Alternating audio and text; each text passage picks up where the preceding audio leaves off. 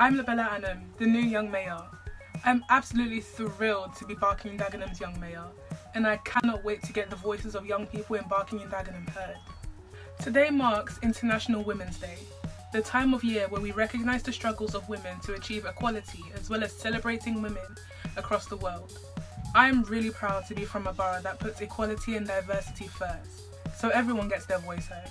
In this video, I'm going to be talking to the female members of Barking in Dagenham's Council Cabinet to find out more about what inspires them, the challenges they've faced as women, and how they got to where they are today. Although some of the barriers that women faced historically have been taken down, there are still so many that we face. So my first question to the female cabinet members is, as a female leader, what has been the biggest barrier that you faced and how did you overcome it? My biggest barrier of barriers, I would say, that was language. English wasn't my first language, and I remember coming here without knowing a word of English, so it has really, language barrier has been a big issue for me. Public speaking was, I think, one of my worst nightmare. I remember I used to freak out as soon as I would see more than 3-4 people where I would have to speak, and it took training and a few coaching sessions for me to overcome all this. So it doesn't happen just like this overnight. You need to have a willpower. You need to be willing to have a change. The biggest barriers I feel that I've had to overcome in becoming a leader is actually getting to that place of leadership. I have to say that on my journey there's been many men. It isn't just women that have enabled and helped me and supported me, and that has meant a lot. Developed late with education. I got my formal education later in life, and then it's just trying to work your way through to a position of leadership. The most difficult thing I had to face was when I was finally made redundant. I felt so inadequate, so rejected. I lost all my confidence, and I was very fearful about the future, as you can imagine. What I decided to do was to try and get work as a self-employed person.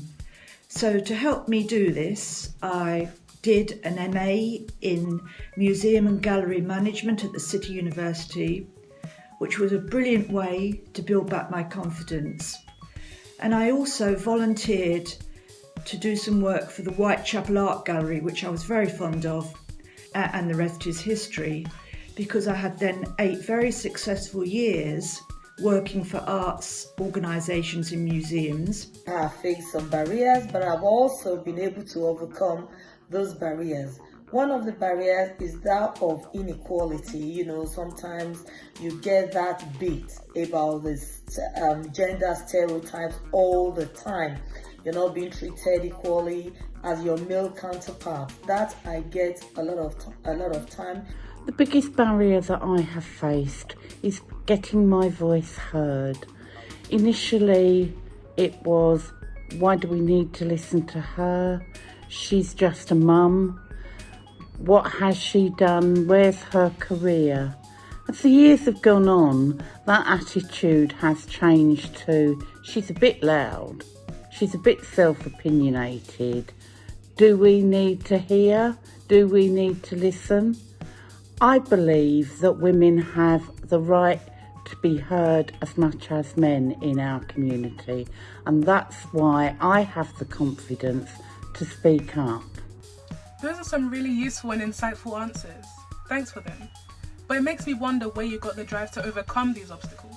So my next question would be, which women have inspired you throughout your life? I'm going to choose a Becontree Ward resident.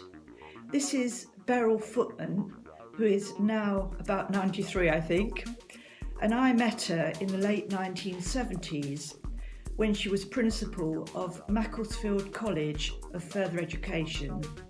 I think she might have been the only woman principal of an FE college in the UK at that time. I mean, really, there weren't very many women in those sorts of senior positions.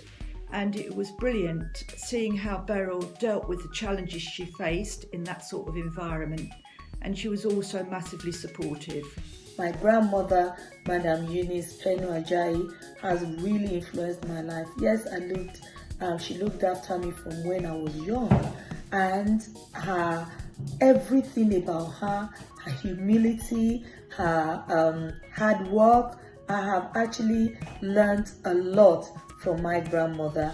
I have to say Jo Richardson, the MP here in Barking, who was the first woman to be a minister representing just women's views.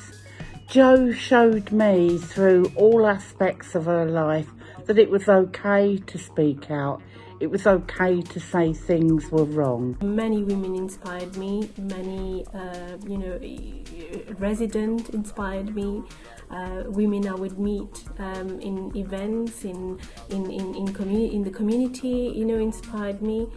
My colleagues on the council inspired me.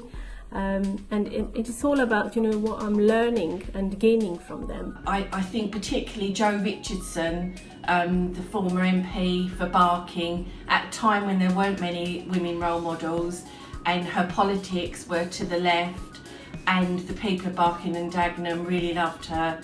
Also, I think the miners' strike and the wives of the miners and all what they did. Again, those are some great answers, and I'm feeling so inspired by our conversation today. My final question would be, what advice would you give to the next generation of women like me?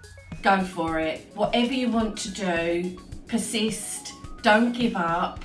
You've got every right to be whatever you want to be. In your late teens and early 20s, you will make some of the best friends you'll ever have.